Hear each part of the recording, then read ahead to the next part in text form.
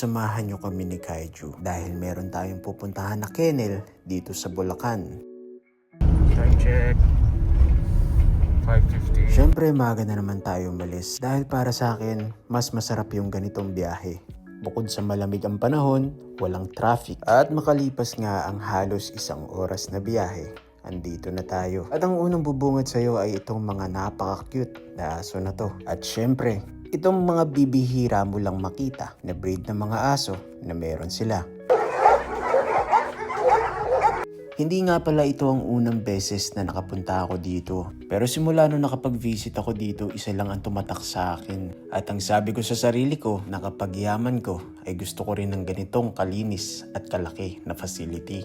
Bukod kasi sa napakalaki ng mga cages ng mga dogs nila, mapapansin mo rin na napakaaliwalas ng kapaligiran. Meron kasi silang 9 na tao at bawat isa merong kanya-kanyang toka na gawain. Para kita siya. Siya nga pala kaya tayo nandito ay merong stud service si Kaiju. At super excited na ako dahil first time ito na gagawin ng aso ko. Alam naman natin, nakabilang ang Alabay ngayon sa mga pinakasikat na dog breeds dito sa Pilipinas. At kahit na mahal ang breed na to, marami pa rin talagang may gusto. Sa katunayan, ang dami nga talaga nagpapa-import sa akin nito.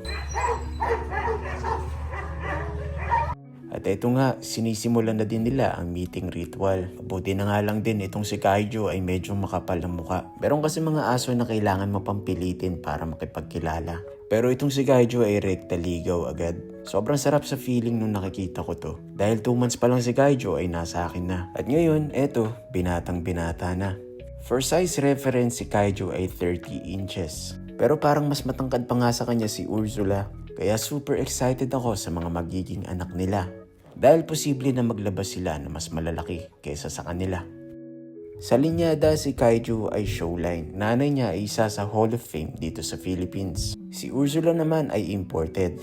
Galing siya sa China kaya kitang-kita naman sa kanyang laki. At pagtapos nga ng ating meeting ritual, eto na, sinisimulan na din natin ang kanilang meeting session. At safety first muna tayo.